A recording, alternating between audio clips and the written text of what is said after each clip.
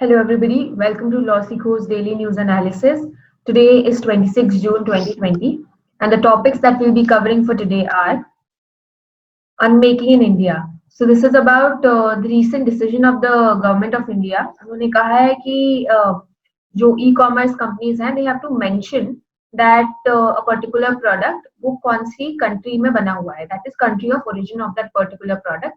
And we will critically analyze how that law is beneficial or not beneficial for India.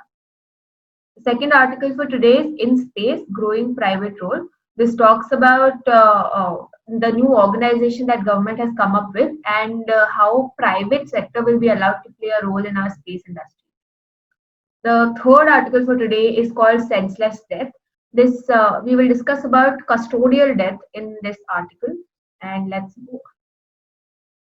So the first article, which is about, which is called Unmaking in India, and so basically इसमें हुआ क्या है कि जो department DPIIT है, it's Department for Promotion of Industry and Internal Trade. This department of the government has come up with a policy. Now ये जो policy है ये बोलती है कि जितनी भी e-commerce companies हैं जैसे कि Amazon, Flipkart, etc. In e-commerce companies को they have to find a way so that the customers जो products खरीद रहे हैं इन e-commerce companies के ऊपर उन customers को पता चल पाए कि वो particular product कौन सी country में बना है. That is उस particular product का country of origin क्या है. And ये कहाँ से ये पूरा idea क्यों आया government के पास? इसका मेनली पर्पस ये है कि ये चाइना के टुवर्ड्स डायरेक्टेड है. So we know how and why the tensions are going on between China and India. जो लाइन ऑफ एक्चुअल कंट्रोल है एलएसी पे वहां पे डिस्प्यूट चल रहा है. Further, internationally, a consensus has been developed that because COVID-19 has originated in China, therefore certain trade sanctions should be passed against China. तो ये दो रीजंस है जिसके वजह से इंडिया ने चाइना के अगेंस्ट कुछ I mean, it's not a very positive response that India has towards China. So, ये पॉलिसी भी उसी तरफ डायरेक्टेड है. ऐसे भी रिपोर्ट्स आए हैं कि टैरिफ जो इम्पोर्ट्स है चाइना से जो इम्पोर्ट आ रहा है उस पर टैरिफ बढ़ाने के रिपोर्ट्स आए हैं. However this has not been confirmed yet, पर ये जो पॉलिसी है डीपीआईआईटी की ये कंफर्म हो गई है. बहुत सारा बॉयकॉट चल रहा था चाइनीज प्रोडक्ट का कंट्री में and there were calls for boycott also. So, following all that, this policy has been passed, which says that all the products on e-commerce companies, they should mention a country of origin, so that जो customers हैं वो अपने आप informed choice बना पाए as to whether they want to buy the product or not. Now the author analyzes this policy and he says कि देखने में तो ये बहुत politically motivated policy लगती है, and there are certain disadvantages to this policy that we must consider. Because in the heat of the moment it happens कि sometimes government कोई policy pass कर देती है to calm down the angst of the people. However, it might not be in the benefit of the country long run में, तो उसको deal करना जरूरी है. Now the author says कि दो disadvantages है mainly और दो points हैं जो consider करने चाहिए rather. So the first thing that he talks about is that he says कि ये जो पूरा पॉलिसी है इससे जो फ्री ट्रेड पर हम आए थे, जो हमने अभी तक फ्री ट्रेड के गेन्स करे थे इतने सालों में हमारे देश ने, उस पर बहुत बुरा इफेक्ट पड़ सकता है. कैसे? वी नो 1991 में पॉलिसी पास हुई थी जिसकी वजह से liberalisation took place. Following that trade became free and we were having free imports and exports from different countries and हमारे पास products आ रहे थे different countries के, we were able to use that. लेकिन ये पॉलिसी आने से, country of origin की policy आने से उस फ्री ट्रेड पे थोड़ा सा इफेक्ट आ सकता है. फर्दर गवर्नमेंट ने आत्मनिर्भर, the general policy these days is that we should be self reliant, that is आत्मनिर्भर. हमारे प्राइम मिनिस्टर आत्मनिर्भरता की पॉलिसी को काफी प्रमोट कर रहे हैं. Again this whole term Atmanirbhar signals towards protectionism to certain extent. तो जब 1991 में लिबरलाइजेशन हुआ था उसका टारगेट ये था कि प्रोटेक्शनिज्म जो हमारी इकोनॉमी में चलता रहा है, दैट इज कि जो हमारे डोमेस्टिक मैन्युफैक्चरर्स हैं, डोमेस्टिक छोटे छोटे बिजनेसमैन हैं, those should be protected. That was the idea of protectionism, right? Because अगर बाहर से कोई बेटर प्रोडक्ट आ जाएगा कम प्राइस पे, तो जो लोकल मैन्युफैक्चरर्स हैं उन पे इफेक्ट पड़ेगा, इसलिए उनको प्रोटेक्शन की जरूरत है. That was the whole idea of protectionism. उसे हटा के 1991 में लिबरलाइजेशन हुआ. लेकिन अगेन 2020 में by passing such policies, the whole government infrastructure is signaling towards protectionism, which might not be the best thing or the best path to follow at this time. So this is one negative point that the author talks about this policy.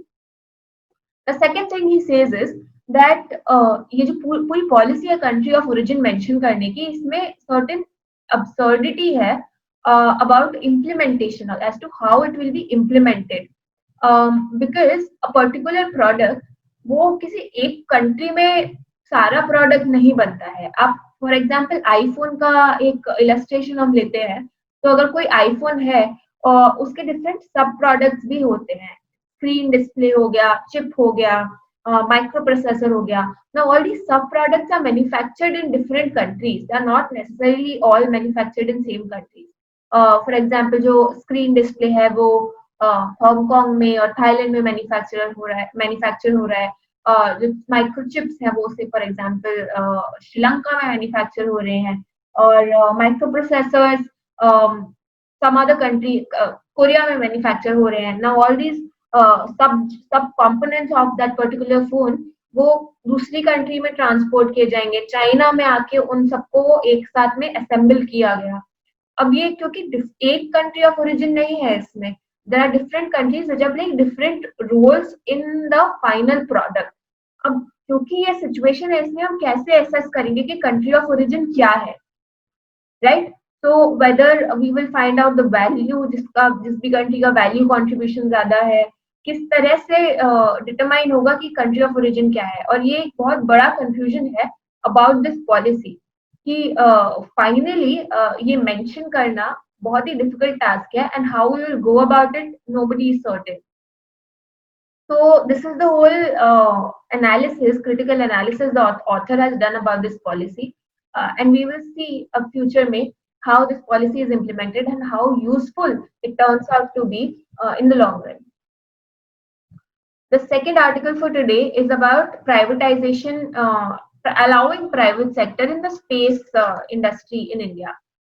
तो अभी तक जो हमारा space का sector है वो government run था, as in government agency जो कि इसरो है, इंडियन स्पेस रिसर्च ऑर्गेनाइजेशन, वो ही स्पेस रिलेटेड चीजों से डील करती थी with respect to India.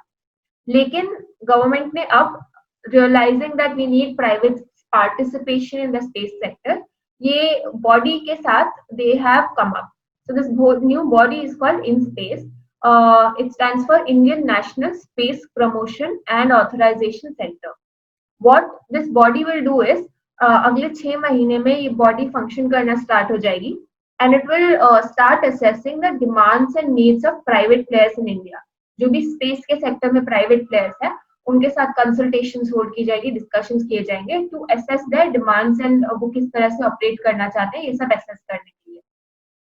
Once that is done, their demands will be accommodated within the whole space sector infrastructure, and we will proceed with allowing private sector into the industry. अब अगर पूरे space sector का India में private participation देखा जाए तो ऐसा नहीं है कि अभी तक कोई भी प्राइवेट प्लेयर था ही नहीं स्पेस सेक्टर में. वी हैड रॉकेट जो स्पेस में जाता है उसके छोटे सब कंपोनेंट्स जो होते हैं उसको मैन्युफैक्चर करने के लिए हमारे पास प्राइवेट पार्टिसिपेशन था. फैब्रिकेशन ऑफ रॉकेट भी प्राइवेट प्लेयर्स करते थे. Then we have certain research organisations also जो प्राइवेट प्लेयर्स रन करते हैं जो स्पेस सेक्टर में रिसर्च करती हैं.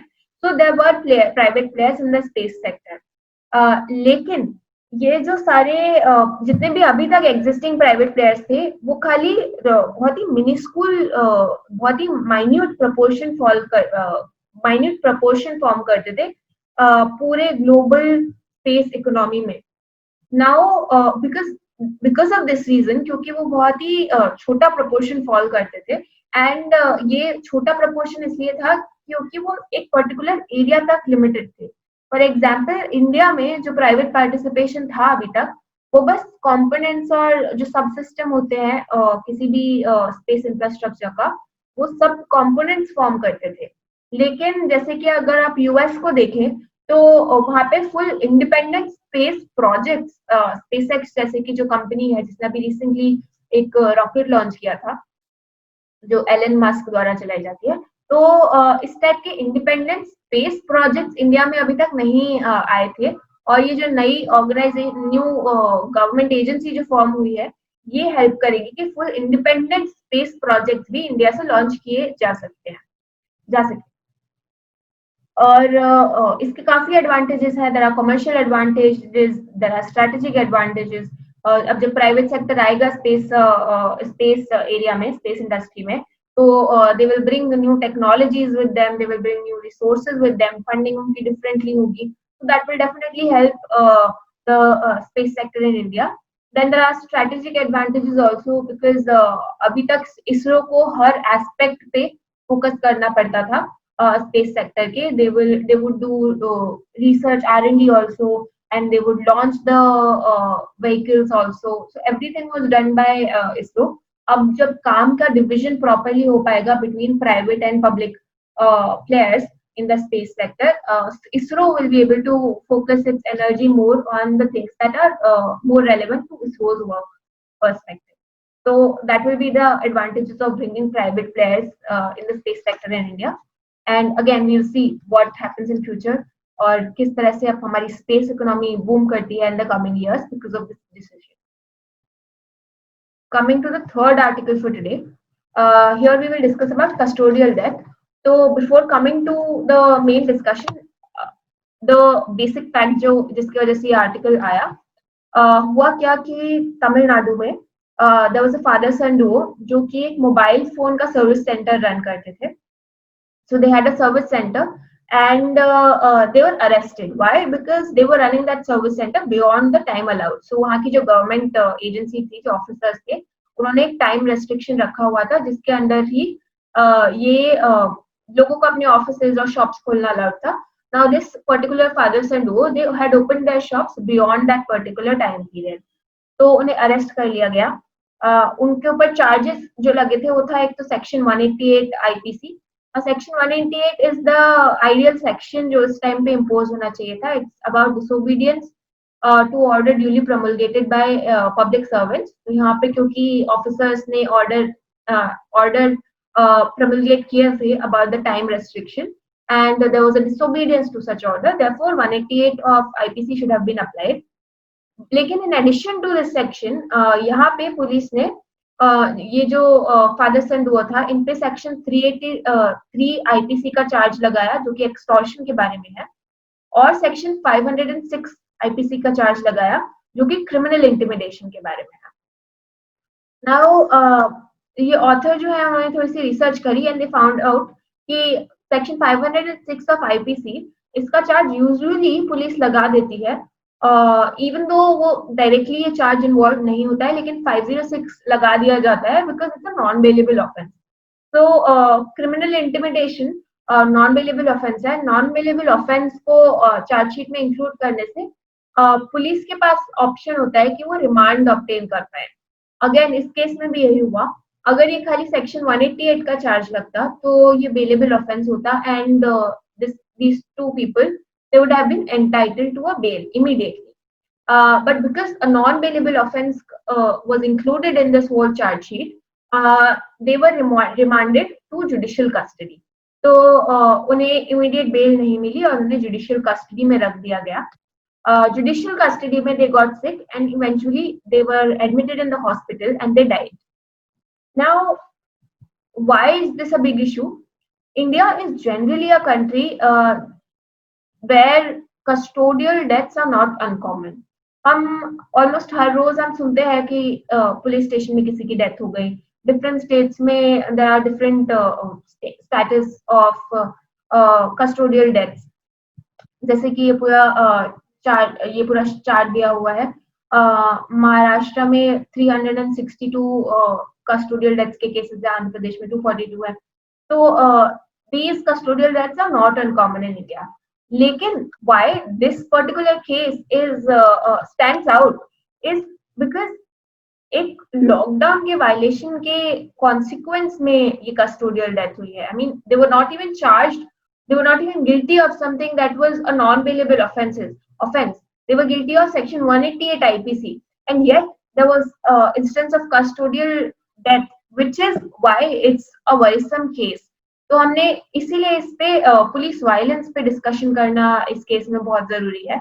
हमने देखा कि जब लॉकडाउन हुआ था, lot of videos were circulated where policeman were hitting people, they were throwing disinfectants or chemical disinfectants on people, they were overturning carts.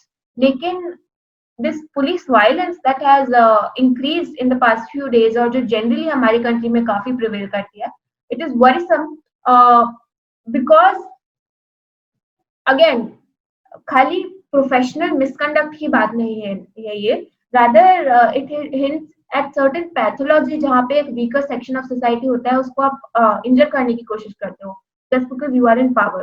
That is why it's problematic. Now ये police violence custody के cases में दो reason की वजह से आ सकती है.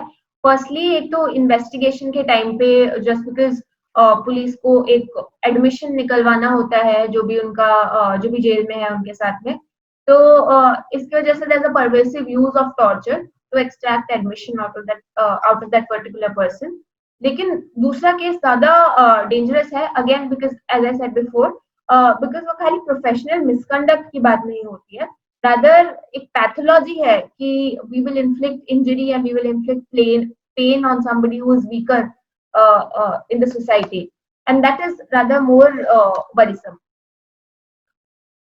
Now all these violations and custodial torture and custodial death, iske against everybody, citizens of India are guaranteed protection, and they have fundamental rights which guarantee them protection against such custodial deaths and custodial violence. Further, there are international conventions जो भी इसके against लोगों को protect करती है. लेकिन देखने वाली बात यह है, how many people are actually convicted or punished for such type of violations.